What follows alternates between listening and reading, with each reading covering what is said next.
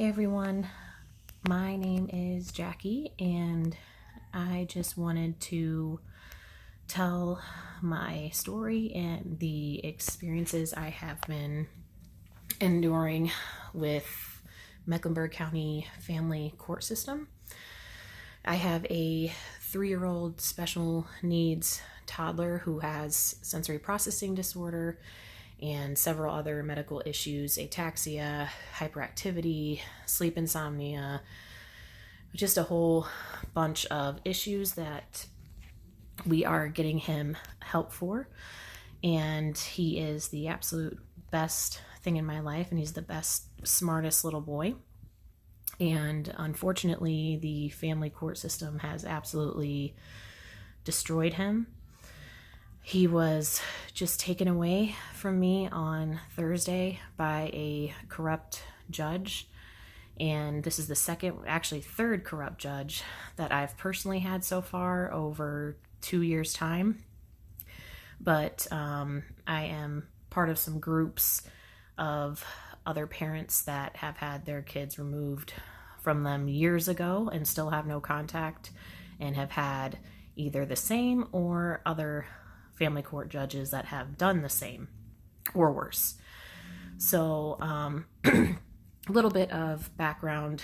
My son's father is completely unfit, and we, meaning me and my parents, gave him every single opportunity to clean up his act. He was a severe substance abuser, very, very, very severe alcoholic, was into drugs, and then he started abusing me. So he slapped me across the face very hard. He has stalked me. He has assaulted my senior citizen, extremely diabetic father by kicking him in the stomach twice. He has caused child abuse by almost running me and my son in the car, so our son, off of the road in his vehicle. And he has 5 current pending criminal charges, and one of those is a felony for felony stalking.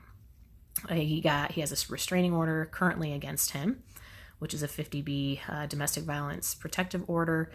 In the past, he has abused me physically. He has broken things all around me, smashed 3 holes through his bedroom wall around my face, and has emotionally abused me. So there's been a lot of domestic violence, and ever since I had our son, it has gotten significantly worse, and that just is only one part of the unfitness. And we gave him every opportunity to get help, go to rehab, and all we asked for was to please clean up your life, hold a steady job, because he's now had 15 straight jobs in 2 years that he's all been terminated from, and go to rehab and just take maybe some batterers courses or just something to prove that, I can trust you and that you're going to be safe around myself, my family, and especially our son. He neglected not to want to do any of that. All we asked was that those things, and just please pay child support. That wasn't a crazy amount, like $300 a month, and then take random monthly drug testing. That's all we asked for. He completely disregarded it, and he denied it several times, even though we tried to do consent orders and everything in between, so he could have safe, gradual visitation with our special needs son. Well, he chose the alternate path, which he has gotten much worse, and now he has had no contact with our son because I did not follow the court's recommendation that I just drop him off at a police station right up the road from our house and just let him take off with our son, who has very minimal relationship with him because of all the things he's done to our son and myself and my family.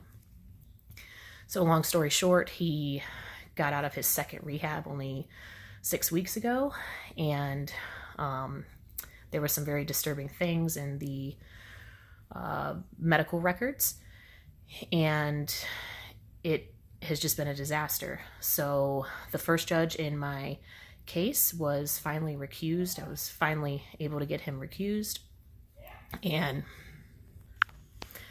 I was able to finally get the first judge in my case recused on February 4th of 2022, so this year, a couple months ago. And I had an attorney for the first hearing, which was a disaster. And then I went pro se, which means I represented myself from December 15th, 2022, all the way up until about March, I want to say maybe March 24th of 2022. And then the new judge came and they sprung a trial on me with only 3.5 weeks notice, and it had 15 motions to be heard, contempt, of course, for not allowing him visitation, all sorts of stuff. So then I retained counsel as quickly as possible, and unfortunately there was some financial issues with my family, and I had to have my lawyer withdraw the 12 hours before the trial date, which was this past Thursday and Friday, April 21st and 22nd of 2022. And during that trial, I was I had to represent myself, and I didn't have half of my evidence because I had just had my attorney withdraw.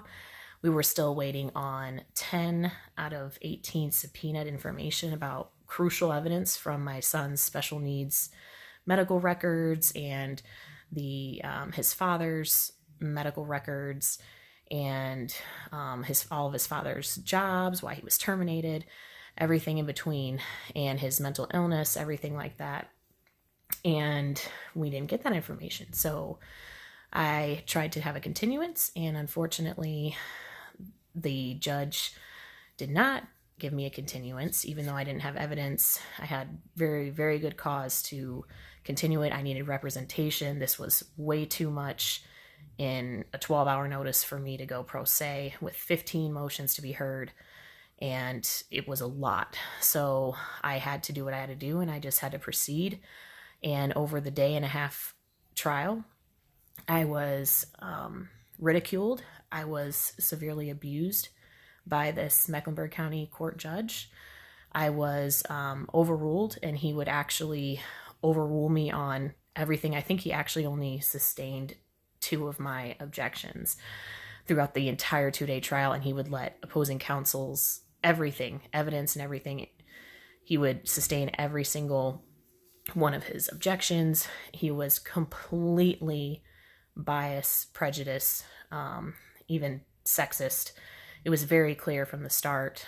He also didn't allow me to have a public defender, which is obviously my right, and my attorney was present during that moment, and she said, well, I'm withdrawing, and he said, no, you signed a waiver, and she said, well, I'm still withdrawing, so she should get a public defender, and he said, well, we don't have time for that. So I wasn't even allowed that, which is against my constitutional rights. And I was just absolutely abused. It was horrific. And I'm hoping later on to get the full recording and also the transcript for appeal. But if anybody out there could have seen this trial, this judge would be benched immediately. And America would just be appalled, especially the state of North Carolina, especially the county of Mecklenburg. It is just truly shocking. It's unbelievable. It's unacceptable. And this is the most corrupt category of the court system in our justice system right now is family court. These judges are getting paid off. They're getting all sorts of benefits. They're just destroying children's lives, and the children are the victims. And I was sentenced to criminal contempt of court. He also sentenced me for 60 days in jail, and then he posted my bond at $50,000.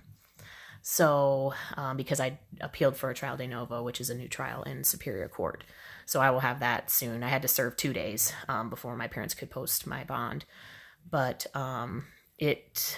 the bondsman that my dad saw to get me out of jail said he had actually never seen a bond that high, and he's had multiple people for very, very dangerous crimes that don't even get that kind of bail. So it was very, very disturbing. And I want to make sure that this does get out to the public, so these judges cannot be abusive, and they cannot, it was just a total abuse of discretion. And so after the whole trial, it was for a modification of custody, and I had put mine in first, and then opposing counsel put his in about 4 months after me. And I had every good reason to protect my special needs son from his unfit father. And basically, I was not only sentenced to criminal contempt and jail time, I almost had my complete parental rights removed. And the judge was very clear. He kept, he would overrule me, and he would smile, and he would go, overruled, and he'd smile and, antagonize me. And it was torturous. I don't want anybody to ever go through that. It was the worst thing I've ever experienced in my life. And the opposing counsel lied and said that he overheard my mother, who was a key witness, during a recess, that the word kidnapping came out of her mouth, and it didn't. So he lied about that, and because of that, he came in after the recess break, and he told the judge that there was a flight risk, that they were afraid that my parents would kidnap my son and take him out of the state of North Carolina. And so the judge immediately issued a warrant to remove my son from my home, just based on allegations. And my mom, the judge had also kicked my mom out of the courtroom, just for trying her best to support me, because I was getting absolutely abused, and she was trying to be my support system. And she was just like shaking her head and sighing, and he kicked her out of the courtroom. So she didn't even get to defend herself. I didn't get to put her on the stand asking her if she even said that word. He just believed it right away and removed my son from his home that he has only had and only known with the only people he's ever known, meaning me and my parents, for his entire life, all 3 years.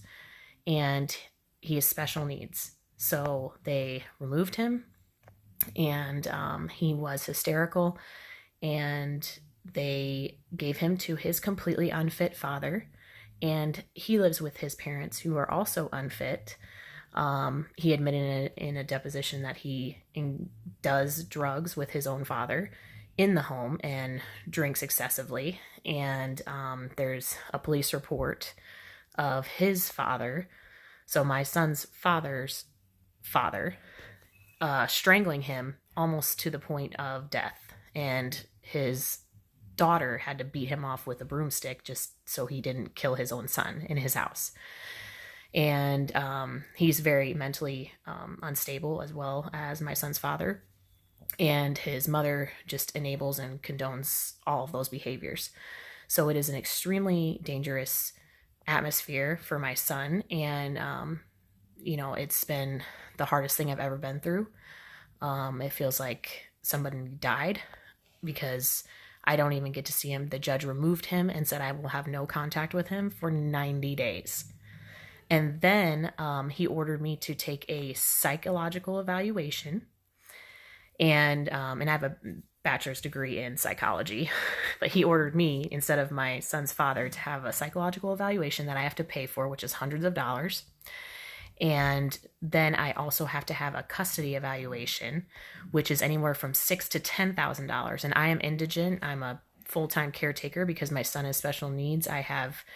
He has 10 physicians, and he has 2 different therapists, and 2 to 3 times of therapy every single week for the special needs. So I am a full-time. I dedicate my whole life, I always have, to him. And his father just comes right in, and the judge just believes everything he has to say. At one point, there was a time when I was questioning him and cross-examining him on the witness stand, and I asked him if he had anything relevant to the recommendations from his current rehab a couple months ago, like, are you going to counseling like they recommended? Are you living in a halfway house like they recommended?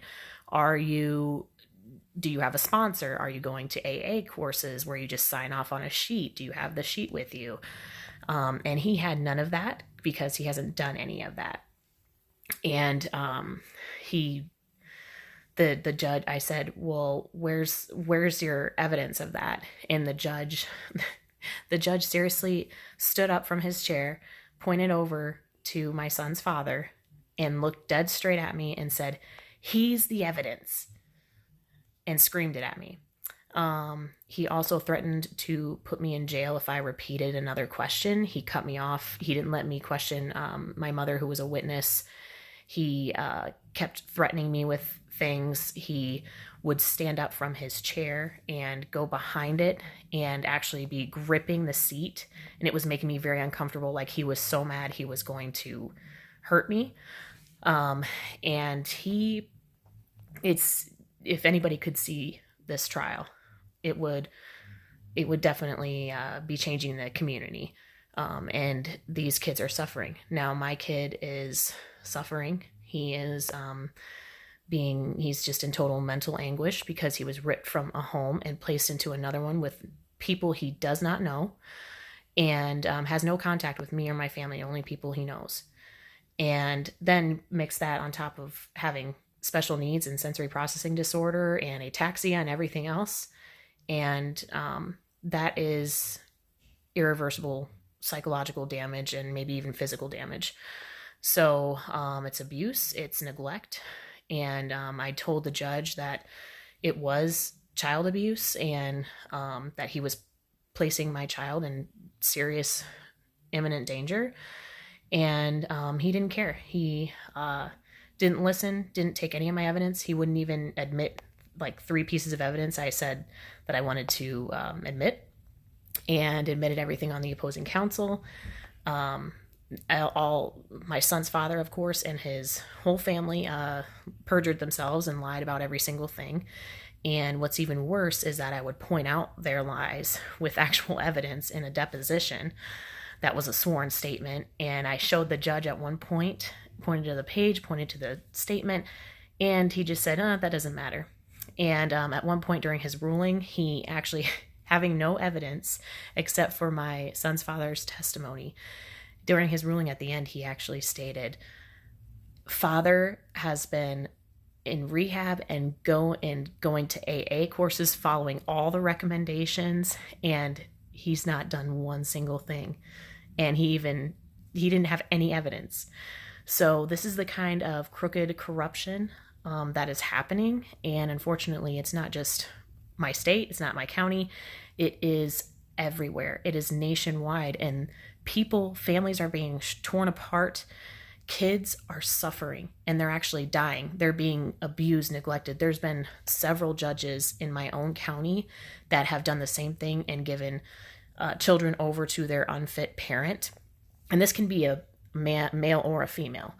Whoever parent, whichever side is unfit. There's plenty of unfit mothers out there that are just like my son's father. So it's not, against any gender or anything like that. But the kids have died. There was an 18-month-old baby that a judge that is still on the bench in my county gave to an unfit mother, and her boyfriend ended up taking his life, an 18-month, and there were burn marks on his genitals. This is the kind of horrific things. These judges, they don't look at evidence. They clearly don't care. They're violating every canon, every statute, every federal law, every constitutional right, and it's destroying people. It's killing children. It's making them abused and neglected and suffer because of these corrupt and inadequate, incompetent judges that are just malicious and vicious, and they don't care, and nobody cares. Nobody's caring. So my goal is to do everything possible in my power to get my son back, and I want to go all the way to President Biden or whoever at the time, by the time I get to that point, is President of the United States, my state senators, my state governor. I've already called everybody I can pretty much in North Carolina and in my county, and now I'm going for media involvement and anything that I can, because my mission, me and my mother's mission from all of this is, number one, obviously to get my son back, but number two is nobody will ever have to go through this again. Have their child ripped away, especially with a special needs child, that you just neglected his needs. And I just want to make sure that family court starts to change, and that there are laws and specific laws put in place so judges cannot do this to children and families anymore. This is the absolute worst thing I've ever experienced and that I've ever seen in my life. And unfortunately, when I was in jail, there was a lot of people that were in jail for the same reason, protective mothers, and I'm sure there's plenty of protective fathers, protective parents in general, protective grandparents. It is atrocious. So I am going to do everything I can. I did post something because my parents have already spent right around, I want to say, $60,000 on attorney fees, and this is the result. So most of the time, attorneys can't even help you, and it's unbelievable. And so I put a link at the bottom in the comment section. I did create a GoFundMe for my son Roman, and I'm just trying to raise any type of small bit of money I can to possibly pay for maybe another attorney, or attorney fees, or loan, anything that can help me navigate the legal system to get my son back and safe and sound, and make sure that he attends his therapy sessions, because he's not going to trust me anymore. And it's very hard. It's very hard. But what keeps me going every day is just, trying to stay as strong as I can. I have a great support system with my family, so we're all working together to get this changed and get Roman back safe and sound, and make sure this never happens again. So any donations would be very, very appreciated. If not, any attorneys out there that are really good at this, family law or constitutional civil rights, personal injury, anything like that, I'm asking for attorneys to reach out to me. My email will be included in the comments section below. Anybody that can help me with media contacts, if anybody has any media connections or anywhere where I can get this public, newspapers, magazines, TV, radio, podcasts, anything that I can do to get this public would be the best break that I could get. And any organizations, my son is being tested for autism next month at the end of May, and any organization out there that handles special needs children, any experts in sensory processing disorder, anything like that might be able to testify in court for my son, anybody that could help my family and my son reunite and get this in the public would be so huge. So please contact me at the email posted below if anybody has any comments or suggestions, any names of attorneys, anybody like that, newscasters, anything. And I just hope to continue making some videos of updates in the next few weeks, and just praying and hoping that someone or multiple people can intervene and help me and my family, and most importantly, my son, because he's the one that's suffering from the hands of a corrupt judge. And there's no excuse for that, especially when it's such a young child, and especially when he is a special needs child.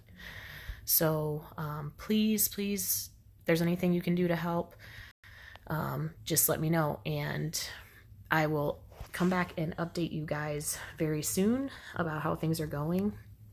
And I really appreciate you listening to my story. Thanks.